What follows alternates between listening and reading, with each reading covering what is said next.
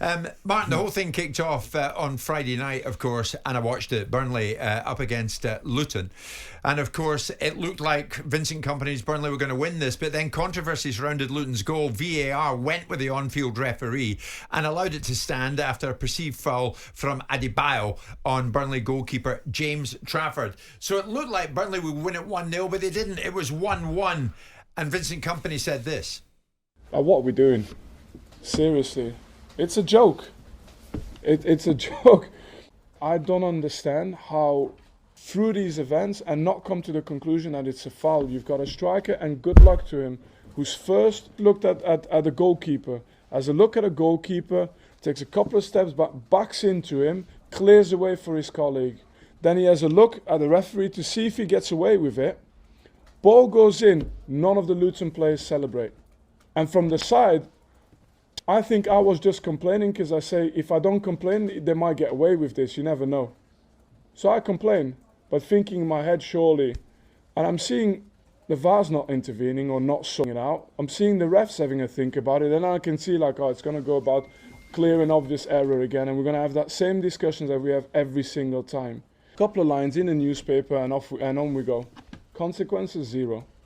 Couple of lines, maybe if we're lucky we'll get a bit of a feature like on one of these like specialist things where they explain what the referee's decision was, but we won't spend too much time on it because we got to worry about what Man United's done, what Liverpool's done and what's happening in that game. No, Vincent, if you're listening, it's not just a couple of lines. We're talking about your club and that goal live on talkSPORT. Martin O'Neill, was it a goal? Should it have stood? I thought it was a foul. I'm not an apologist for Vincent Kompany, but I thought it was a foul. Absolutely. All day long. The goalkeeper was fouled in his attempt to get to the ball. The goalkeeper can't get to the ball because the fella has actually stood and blocked him off. He's absolutely blocked him off. But why is contact on a goalkeeper less accepted than it used to be? Well, there was an FA Cup final, but I didn't see it. Even I was too young at the time. In 1957, when an Aston Villa centre forward called Peter McParlin bundled the Manchester United goalkeeper Ray Wood into the net, the goal was given, and McParlin took the. I actually think that Ray Wood's head was taken off at some stage or another and replaced just sometime later on. And because there was no substitutes allowed, Ray Wood come back and played outside left. Believe it or not, for Manchester United, he lost the game. So what I'm saying, I don't know. Like that. I don't know what day it actually changed when the goalkeepers were what's inverted commas now, protected species, all that type of stuff. But getting back to Friday night, I thought it was a foul. Yeah, I heard you in the background when you were listening to Vincent Kompany. You can't deny he spoke well, made his points well. Yeah. Well, so I mean, do you make the point that was made about the Onana clearing out of the Wolves defender in the first game of the season where there was no foul given to Wolves? I mean, what's sauce for the goose is sauce for the gander, isn't it? It cuts both ways. I mean, we now, by the framework of what we have suddenly accepted as the expectation of how a goalkeeper cannot be touched, in the same way that when a player falls over in the middle of the pitch, everyone necessarily assumes if they've tripped over their feet that the game should be stopped. That rule wasn't put in place. It was only put in place for head injuries. It's now been categorised as something else. So there's an assumption, there's a price into our thinking that goalkeepers cannot involve in contact. If you actually look at the rule, and I was asking Luke to get it, but he hasn't.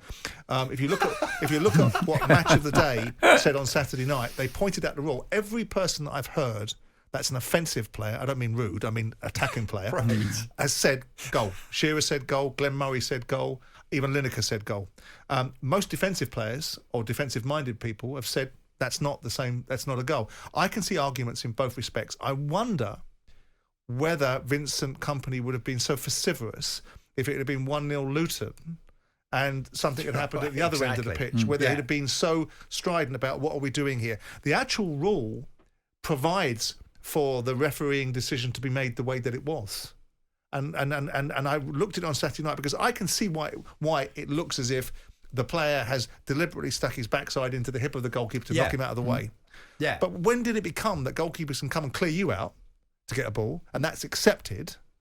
But when it comes to an attacker being in the way of a goalkeeper, that seems to be unaccepted. And the rules actually don't provide for that. So the rules have been interpreted properly. I'm looking at many messages, Martin. Many are saying, and they don't have an axe to grind either for Luton or for Burnley. There's one. It wasn't a foul. Keepers get too much protection.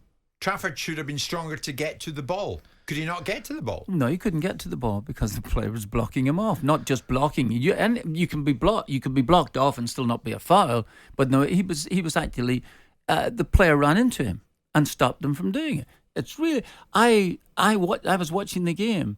And I thought this is definitely going to be overturned. It's going to be overturned. Now, Rob Edwards, who I've got a lot of time for, he's doing a terrific job there at Luton, and that's going to be a real fight. I think he even intimated in his post-match interview that he thought that it was a tough old decision for Burnley. But he's magnanimous because he's got the beneficiary. Here's the rule. Yeah, that's true. You can be as magnanimous as you want after you've just got something out of a game. You're going to give us a rule, are you? Well, here's the guidance. Go on. It's three-parted. Contact is an acceptable part of football. Attacking players are permitted to compete for space and competitive advantage by being positioned close to a goalkeeper. And point 3, where both attacker and goalkeeper are involved in simultaneous and or similar actions, play should be allowed to continue. That's the rule. That's what they give. That's the guidance that the referees went under. Well done. Okay, so the third part of it is still. It's Is that a rule or is it guidance? Guidance. Yeah. Give me the third. but Give me well the third. spotted. Give me the third part again. The third part is, no thanks to Luke, it was actually Joe, the assistant producer, who did this. Okay. Where both attacker and goalkeeper are involved in simultaneous and or similar actions, play should be allowed to continue. Simultaneous. So the goalkeeper's coming out. The goalkeeper, he's been blocked off. He's been deliberately blocked off and prevented from taking that extra step. So you would have said exactly what company said at the end, or I it might would've- even been stronger. Absolutely. Yeah. It's Okay. and that point could be decisive at the end of the season. Okay. Well, the goal was given, and it was a point apiece. It's 11:30. Jim White and Simon Jordan. Monday to Friday mornings from 10 on AM, on DAB, via the talkSPORT app and on your smart speaker. talkSPORT.